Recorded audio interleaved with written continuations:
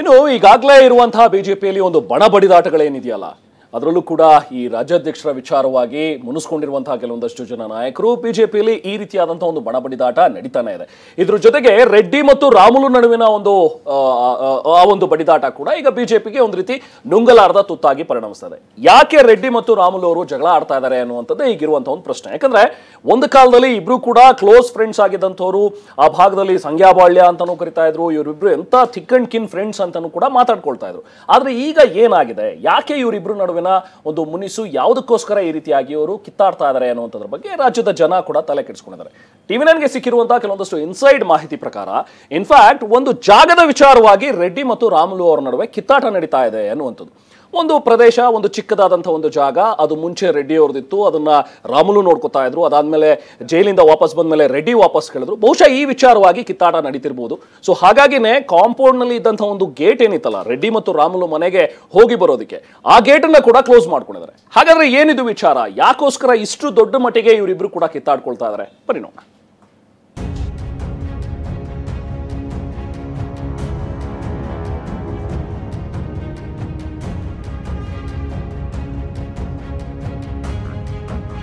ವಾಸ್ತು ಸರಿ ಇಲ್ಲ ಅಂತೇಳಿ ಹೇಳಿದ ಮೇಲೆ ನೀವಾಗಲಿ ನಾನಾಗಲಿ ಕೂಡ ಇದನ್ನು ಸರಿ ಮಾಡಿಕೊಳ್ಳಬೇಕಲ್ಲ.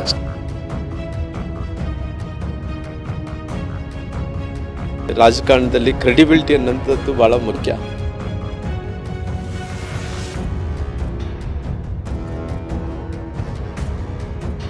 ಒಂದು ಕಾಲದ ಶ್ರೀರಾಮುಲು ಮತ್ತು ಜನಾರ್ದನ್ ರೆಡ್ಡಿ ರಾಜಕೀಯ ಕುಚುಕುಗಳಷ್ಟೇ ಅಲ್ಲ, ದಶಕಗಳಿಂದಲೂ ಆಪ್ತ ಮಿತ್ರರು.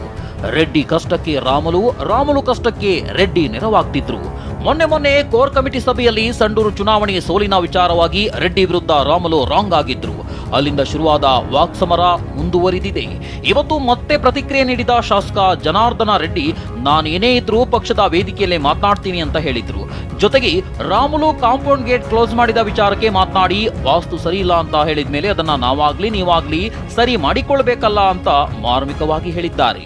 ನಾನೊಂದು ಮಾತು ಹೇಳಿದೆ, ಇವಾಗ ವಾಸ್ತು ಸರಿ ಇಲ್ಲ ಅಂತೇಳಿ ಹೇಳಿದ ಮೇಲೆ ನೀವಾಗಲಿ ನಾನಾಗಲಿ ಕೂಡ ಇದನ್ನು ಸರಿ ಮಾಡಿಕೊಳ್ಳಬೇಕಲ್ಲ ಅಷ್ಟೇ. ಇದು ರಾಜಕೀಯ ಜಿದ್ದಾಜಿದ್ದಿ ಆದ್ರೆ ಇದರ ಹಿಂದೆ ಆಸ್ತಿ ವಿಚಾರದ ಜಟಾಪಟಿ ವಿದ್ಯಾ ಅನ್ನೋ ಪ್ರಶ್ನೆ ಎದ್ದಿದೆ. ಆಸ್ತಿ ಕಲಹದಿಂದಲೇ ನಿನ್ನೆ ಗೋಡೆ ನಿರ್ಮಾಣವಾಯ್ತಾ ಅನ್ನೋ ಚರ್ಚೆ ಶುರುವಾಗಿದೆ. ವಿಷಯ ಏನಂದ್ರೆ, ಜನಾರ್ದನ್ ರೆಡ್ಡಿ ಶ್ರೀರಾಮುಲು ಮನೆ ಪಕ್ಕದಲ್ಲಿ 20 ಅಡಿ ರಸ್ತೆ ಇದೆ. ಈ ರಸ್ತೆಗೆ ಅಂಟಿಕೊಂಡಂತೆ ರೆಡ್ಡಿಗೆ ಸೇರಿದ 3 ಎಕರೆ ಜಾಗವಿದೆ. ರೆಡ್ಡಿ ಜೈಲಿಗೆ ಹೋದಾಗ ಇದೇ ಜಾಗವನ್ನ ರಾಮುಲು ಹಸುಗಳನ್ನ ಕಟ್ಟಲು, ವಾಕಿಂಗ್ ಮಾಡಲು ಬಳಸ್ತಿದ್ರು. ಮನೆ ಕೆಲಸದವರಿಗೆ ಮನೆ ನಿರ್ಮಾಣ ಮಾಡಿಕೊಟ್ಟಿದ್ರು. ಆದ್ರೆ ಈ ಜಾಗ ಕಬಳಿಸಲು ಹುನ್ನಾರ ಮಾಡ್ತಿದ್ರಂತೆ.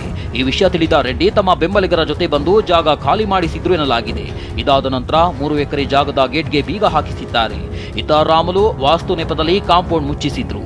ಇದೇ ವಿಚಾರಕ್ಕೆ ಇಬ್ಬರ ನಡುವೆ ವೈಮನಸ್ಸು ಉಂಟಾಗಿದೆ ಎನ್ನಲಾಗಿದ್ದು, ಇವರಿಬ್ಬರ ಒಳಜಗಳ ಸಂಡೂರು ಉಪಚುನಾವಣೆಯವರೆಗೂ ಬಂದು ನಿಂತಿದೆ ಅಂತ ವಿಶ್ಲೇಷಿಸಲಾಗುತ್ತಿದೆ.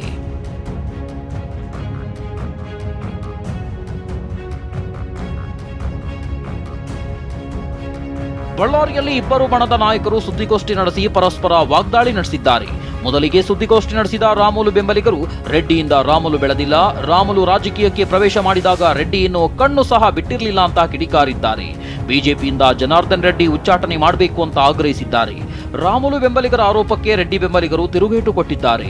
ಜೈ ವಾಲ್ಮೀಕಿ ಹೆಸರಿನಲ್ಲಿ ಸಂಘ ಕಟ್ಟಿಕೊಂಡ ರಾಮುಲು ಬೆಂಬಲಿಗರು ರೆಡ್ಡಿ ವಿರುದ್ಧ ಗುಡುಕ್ತಿದ್ರೆ, ಜೈ ಹೇಮಾ ವೇಮಾ ಜೈ ವಾಲ್ಮೀಕಿ ಹೆಸರಿನಲ್ಲಿ ರೆಡ್ಡಿ ಬೆಂಬಲಿಗರು ಬಣ ಕಟ್ಟಿಕೊಂಡು ಪರಸ್ಪರ ವಾಗ್ದಾಳಿ ನಡೆಸುತ್ತಿದ್ದಾರೆ.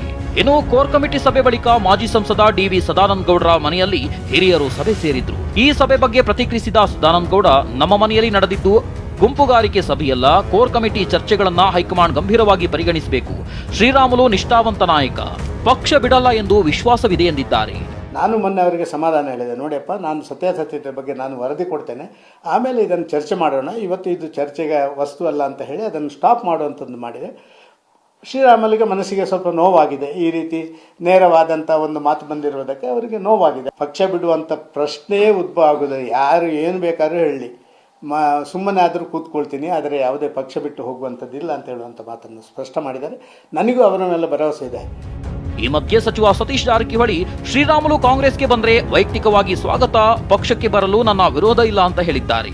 ಎಲ್ಲರೂ ಹೇಳಿದ್ದಾರೆ, ರಾಜನ್ ಹೇಳಿದಾರೆ, ನಾವು ಹೇಳ್ತೀವಿ, ನಮ್ಮ ಪಕ್ಷ ಸಿದ್ಧಾಂತ ಒಪ್ಪಿ ಯಾರೇ ಬರೆದಿದ್ರೆ ರಾಮುಲು ಆದಿಯಾಗಿ ಎಲ್ಲರೂ ಸ್ವಾಗತ ಅಂತ ಹಿಂದೂ ಹೇಳಿದ್ವಿ, ಮುಂದೆ ಹೇಳ್ತೀವಿ, ನಾಳೆ ಹೇಳ್ತೀವಿ. ಅದಕ್ಕೆ ನಮ್ಮ ಪಕ್ಷ ಸಿದ್ಧಾಂತ ಒಪ್ಪಬೇಕು. ಫಸ್ಟು ಬರೋಗಿದ್ರೆ ಎಲ್ಲರಿಗೂ ಸ್ವಾಗತ. ರಾಮುಲು ಅವ್ರು ಹಿಡ್ಕೊಂಡು ಮತ್ತೆ ಯಾರು ಬರ್ತಾರೆ ಎಲ್ಲರಿಗೂ. ನಾವು ಕರೆದ್ರೆ ಯಾರು ಬರೋಲ್ಲ, ಬರ್ತಾರೆ ಅವ್ರ ಮನಸ್ಸಾರಿ ಒಪ್ಪಿ ಬರಬೇಕಾಗ್ತದೆ. ಈಗ ನಾವು ಕರೆದೀವಿ, ಅಧ್ಯಕ್ಷ ಕರೆದು, ಇನ್ಯಾರು ಕರೆದ್ರಂತ ಬರೋಕ್ಕಾಗೋಲ್ಲ. ಸೊ ಬರಲಿಕ್ಕೆ ಯಾರೇ ಬಂದರೆ ನಮ್ಮ ಪಕ್ಷಕ್ಕೆ ಸ್ವಾಗತ.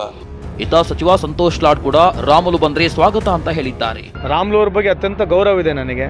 Is always a great friend of mind. ಅವರು ನಮ್ಮ ಪಕ್ಷಕ್ಕೆ ಬಂದರೆ ನಾವಂತೂ ವೈಯಕ್ತಿಕವಾಗಿ ಸ್ವಾಗತ ಮಾಡ್ತೀವಿ. ಇನ್ನು ಉಳ್ಕಿದ್ದೆಲ್ಲ ಮುಖ್ಯಮಂತ್ರಿಗಳಿಗೆ, ಉಪಮುಖ್ಯಮಂತ್ರಿಗಳಿಗೆ, ಜಿಲ್ಲಾಧ್ಯಕ್ಷ, ನಮ್ಮ ಜಿಲ್ಲೆ ಎಲ್ಲ ಮುಖಂಡರುಗಳಿಗೆ ಅವ್ರೆಲ್ಲರೂ ನಿರ್ಣಯ ತೊಗೊಳ್ತಾರೆ. ಅಲ್ಲ, ಯಾರೇ ಬಂದರೂ ನಮ್ಮ ಪಕ್ಷಕ್ಕೆ ಒಳ್ಳೇದಾಗುತ್ತೆ. ರಾಮುಲು ಅವರು ಈಸ್ ಅ ಟಾಲ್ ಲೀಡರ್ ಇದ್ದಾರೆ, ಆ ಸಮಾಜದಲ್ಲಿ ಕೂಡ ಟಾಲ್ ಲೀಡರ್ ಇದ್ದಾರೆ, ನಮ್ಮ ಜಿಲ್ಲೆಯಲ್ಲಿ ಒಬ್ಬ ಟಾಲ್ ಲೀಡರು. ಪಕ್ಷ ಬಿಡ್ತೀನಿ ಅಂತಿರೋ ರಾಮುಲು ನಡಿಗೆ ನಿಗೂಢವಾಗಿದ್ದು ಹೈಕಮಾಂಡ್ ಭೇಟಿ ಬಳಿಕ ಏನ್ ಮಾಡ್ತಾರೆ ಅನ್ನೋದು ಕುತೂಹಲ ಮೂಡಿಸಿದೆ. Bureau report, TV9.